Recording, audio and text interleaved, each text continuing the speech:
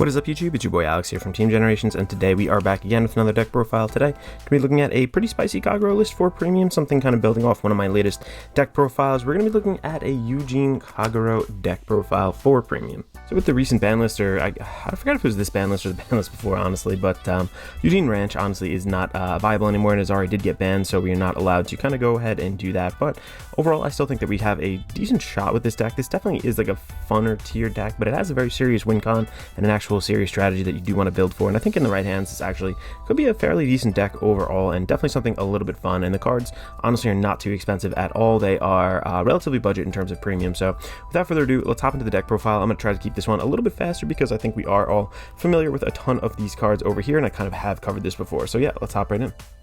And really quickly before we begin, I just wanted to quickly mention that if you are interested in purchasing any of the cards you see here today, we do have a TCG player link down in the description below. You can shop to that link, absolutely no cost to you, to help support the channel. I definitely appreciate it. Thank you so much in advance. I really do appreciate when you guys use that. So also, if you are enjoying the content, make sure you leave a like on the video, possibly consider subscribing to the channel. So all that good stuff out of the way, let's hop right in. So we are starting off with our grade 3s. First and foremost, Eugene himself. Need 4 copies of this just because A, Persona Riding is good, but B, we really need to see one of these 4 when we're ready to stride. Like, he is pretty much one of the 2 main key pieces that allow us to kind of go into this restanding strategy and just have multiple attacks with a Vanguard once we stride over him. So yes, the Persona Ride is okay, but we need him as part of the key strategy for a little bit later, and I'll show you with the gzone what I'm really talking about, as well as one of the grade 1s. Next up over here, another grade 4 at grade 3 out of 4 of over here. We're going to be looking at Blazing Flare Dragon, just because its cost is so free to kind of, not free necessarily, but it's very easy to kind of get his skill off and kind of start popping your opponent's field. Very low commitment in a way. You can pop one of these guys down, kind of wipe their whole board if you want to kind of like pace play and not really commit too much to the board. So that is really nice. Also, I mean, honestly, if you have to, I'm not saying to really do this, but you could if it's on Van, you can remove a lot of their markers if you're having like issues with their markers. You know, let's say, you know, Genesis or something, I don't know, Astral Pose for example. Not saying you really see that in premium, but just something along the line. Maybe one day spam something with markers, you want to take that away on a ride up turn. You can do that with this guy over here if you pop 5 or more, Soul Blast 5 or more. So that is an option. Also, when it attacks, Soul Charges 1, and if our opponent's Vanguard is grade 3 or greater, they have no rear guards. This guy gets 10k, so again, powering itself up, Soul Charging, kind of fueling its own cost, which is good in our book too. So I am playing that at a 4 of. And then lastly over here, this is kind of a pace play also. If you are willing to ride up and you think that you can survive your opponent's turn, you can go into him. So Draconic Lawkeeper, what I would do is kind of put a Force 2 on my Vanguard circle 9 times out of 10. Sometimes you do want to go into the Force 1 matchup, especially if you're against another Force tech or something that kind of has sweeter numbers. But overall, I think Force 2 has a lot of pressure, especially when you're restanding the Eugene on your next turn, hopefully. And this kind of helps you get to that next turn, because this basically, for a Counterblast, Soul Blast, and depending on how many cards, for every 3 cards I believe on the field, you get to choose one of your opponent chooses one of their rear guards and then binds it away for the rest of that turn. And this can really help disrupt their boards. If they don't have boards that like call mid-battle and just like replace itself, this is actually a big time play that can kind of just get rid of and disrupt some of the key plays, especially against like force decks that like absolutely need some of the rear guards. And you know, if they start popping their own field and get them away, you know, it just really could mess with the strategy. Makes them think a little bit more in ways that might be uncomfortable. So if you are willing to ride up and you think you can survive, you can go into Draconic Lawkeeper. I don't suggest riding up into Eugene. I know the Persona Ride is there, and if you can do it, if you have to, like, okay, sure, but this guy is the safer play overall. And we don't have a ride up or ride down mechanism, which kind of puts this, you know, below like a tier 2 deck, like tier 2 at least and below. Just, you know, not having that in the game at this point in premium is pretty tough, but overall I feel like the payoff, if you're willing to do it, is kind of worth it over here once we get a little bit later into the profile. And then lastly over here, big plussing card, still running 1 Best Harvest. I do like it at times. Like sometimes, like, you know, I pop a board of 4, I just pop this guy from my hand, call down a Blaze Flare, Soul Blast a bunch, you know, 3-4 cards popped off their field. I just drew 3-4 times, so this is actually a pretty decent order card still. You can choose to bump this down if you want. It's completely up to you, but I'm still kind of putting in there for some flavor. Cool, let's get into the grade 2s now. Grade 2s are not super spicy overall. We are still running 4 of the Howitzer Duststorm Dustin, just because it doesn't require a counterblast over here. Can give itself power with that Soul Blast, and open rearguard circles is kind of the name of the game over here, so it could give itself another +10, which is always good. And also it does fuel our soul and it helps us draw into maybe some of the key pieces that we are looking for. So again, pairs up with Eugene, very cost list overall, and allows us to kind of just get nice numbers. So next up, it's kind of like techie from here on out, for the grade 2s at least. Over here, Break Breath Dragon, again, low commitment, just ride this. You can, if they don't want to commit anything to the board, you can draw once ridden upon. You could also pop something of theirs if they do want to commit early, kind of helping you achieve your strategy either way overall. I think this is decent also if you are trying to, if you're playing against like Lock or something like that. This guy retires itself at the end of battle if something was retired on your opponent's field, and then you draw a card, so just vacating some of those circles could be very beneficial overall. So no really power gain, but very good in particular situations. You have to know when to use that overall, not a bad ride target.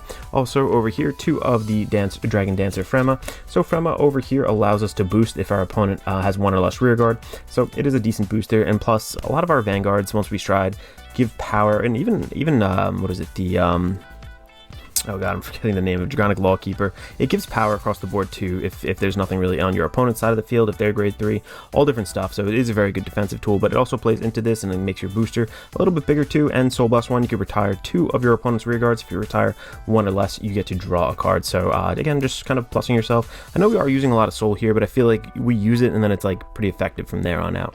Next up over here, 2 of a new guy. This is going to be Meteor Flare Dragon. So Flare Dragon is good. Again, this deck is just kind of weak against things that have resist. So if something has resist, you know, this is just not the greatest matchup for it overall. But overall, I feel like it is still super fun and really is awesome when you get off like the main strategy.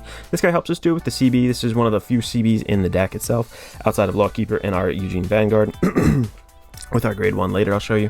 But this guy over here, if your opponent's Vanguard is grade 3 and they have no rear guards, gets an additional 10k on top of potentially a 10k that you could be getting from another Vanguard and whatnot. So like the power kind of compiles and becomes a little bit greater in this deck, which I really like overall. Pair that with like a Force 2 marker if you're on your second ride up or whatever.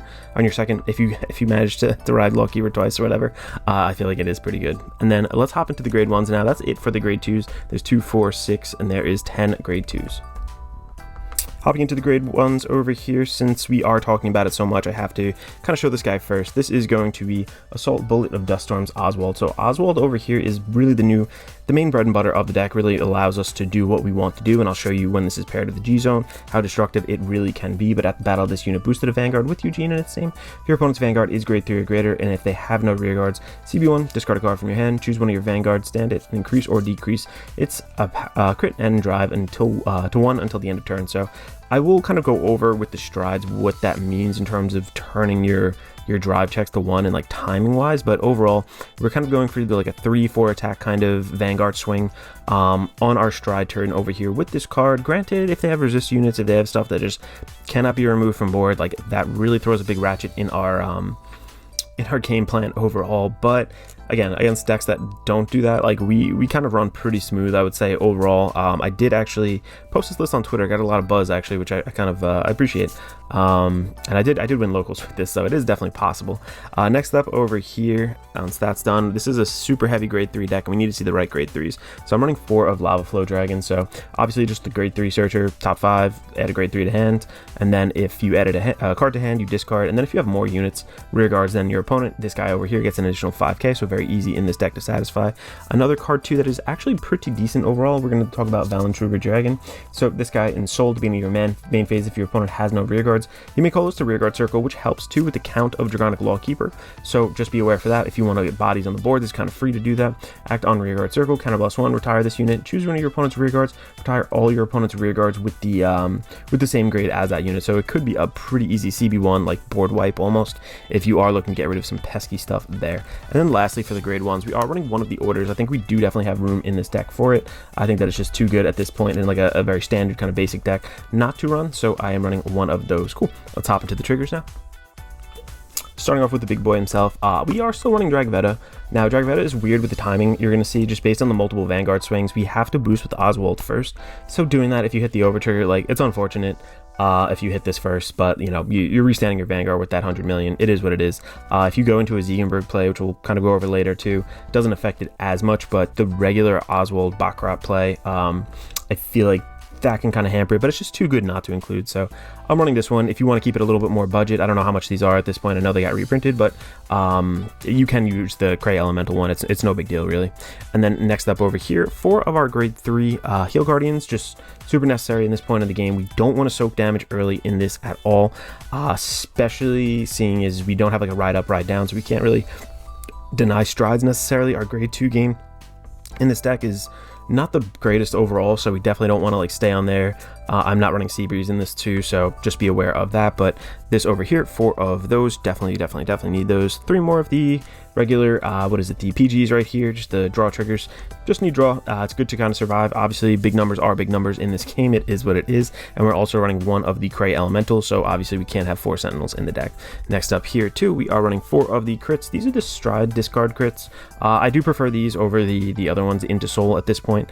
I think the Into Soul ones are pretty decent, but overall, I do favor these a little bit more. You can try whichever one you want, but here is the spice right here. This is the grade 0 stand trigger. This guy over here is Lizard Soldier Vera. So it's auto skill on rearguard circle, GB1. When your opponent's rearguard is put to the drop zone due to an effect of one of your cards, choose one of your other units. You may have that unit get 1,000 until the end of, no, it is 10,000. Yeah, I don't know why I said it wasn't. Anyway, if you do, return this to your main deck, shuffle your deck, and this unit the ability cannot be used for the rest of the turn. So it is I believe it's a soft once per turn. Like, this guy can't be used. I don't know 100%.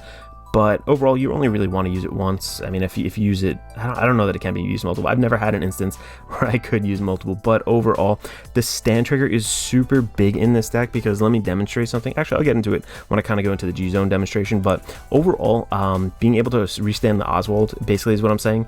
After you just boosted the Eugene, after you just used its skill, you just get another Vanguard swing off of this guy right here for every counterblast that you have. So I think that just, full commit to stands in this deck is bad. I've tried that. I think with the 4, you see it often enough. You're drive checking quite a bit.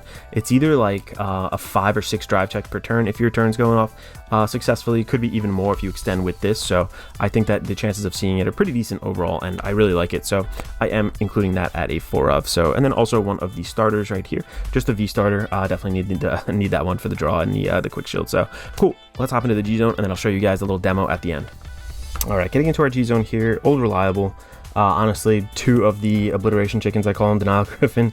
Just CB1 to just pop something is just absolutely crazy. This is basically like a pseudo PG against everything but the Vanguard. Very, very, very easy. Yeah, nothing really more to say about that. One of these, because we are popping a lot of their board, this is like a pseudo PG. If you have some extra grade 3s in hand that you don't really convert into shield value, you can use this card to Soul Blast 1, discard 4 cards from your hand, choose one of your units, cannot be hit, and then it gets an addition. It subtracts 1 card from your hand for every open rearguard circle. So it's decent with the Lawkeeper too. Honestly, is like a pretty interesting play overall. And why not run one of these guys, Divine Dragon Knight Absalam? So counterblast 1, it's placed on Guardian Circle.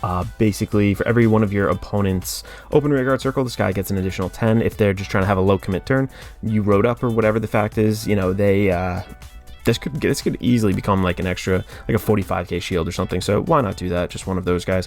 Getting into the main units now. The big guys that I will talk about is Ziegenberg over here. So let me start with that guy. We all know Ziegenberg has the Blaze ability, so you need more rearguards than your opponents over here.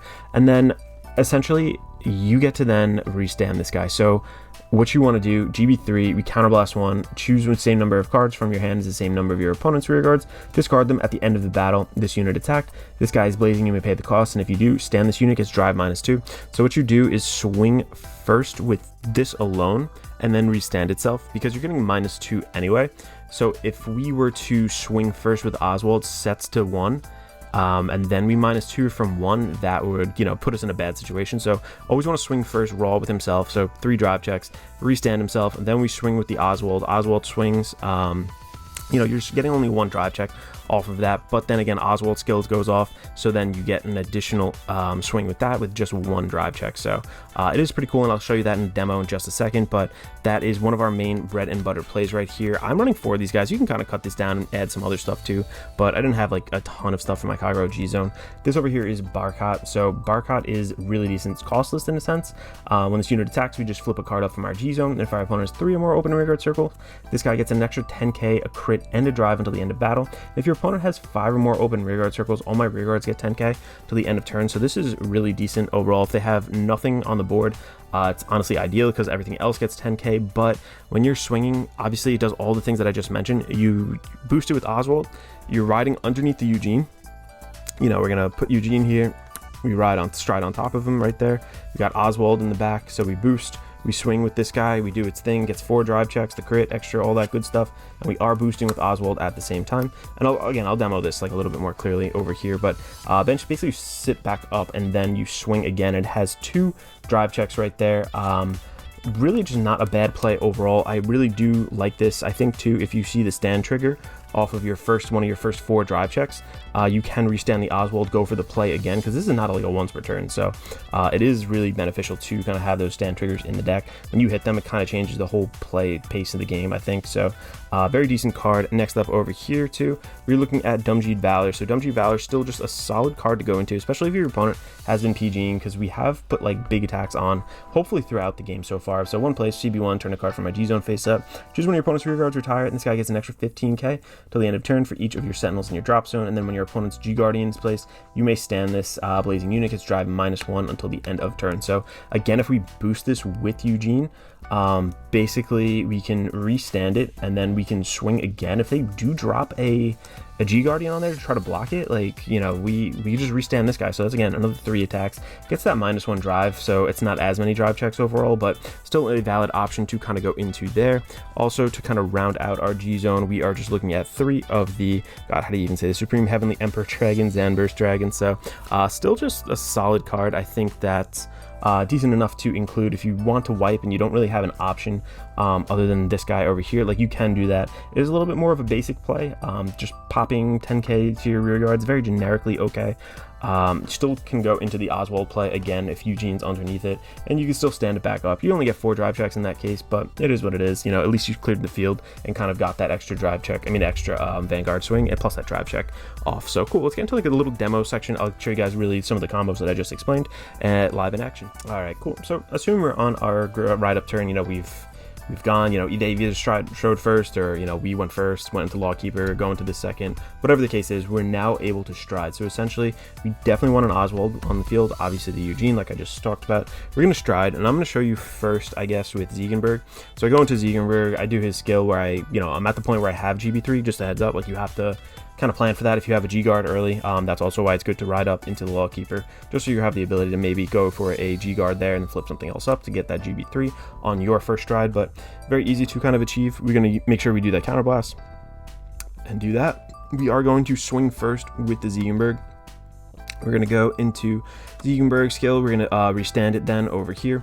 Next up, we're going to boost with the Oswald right here. We're going to counterblast 1 at the end of battle, you know, drive check, whatever the case, or just 1 drive check. The thing about this, you only have 1 drive check at this point, and I've literally had this happen where like my 1 drive check has been the stand trigger.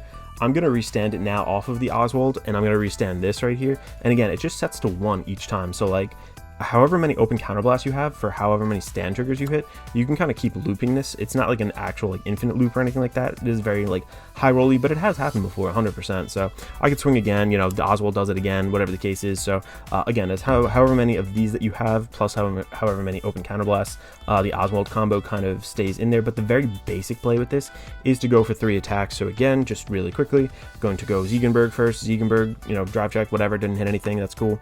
Restand, I'm going to then swing. I boosted with Oswald, and I'm underneath the Eugene, so I still, again, share that Eugene name.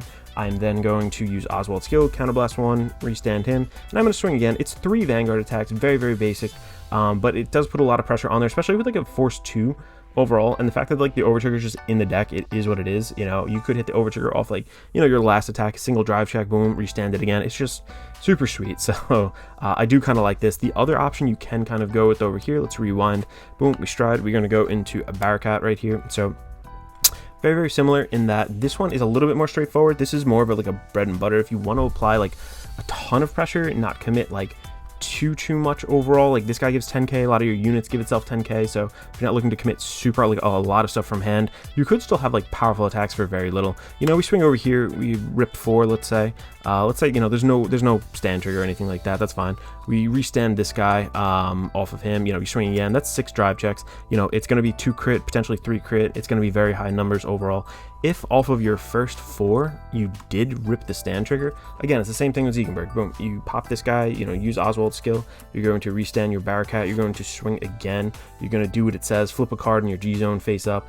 You are then going to swing again, you get 2 drive checks, again, same deal where however many counterblasts you have plus however many of these hit results in an Oswald stand, which results in another Vanguard stand. So we could potentially do it again, and it's getting 2 drive checks every single time. So if you're looking to kind of pace out and just really survive the game a little bit longer, this guy is really decent. I feel like Ziegenberg is more of a guarantee, like you're ready for your kill turn.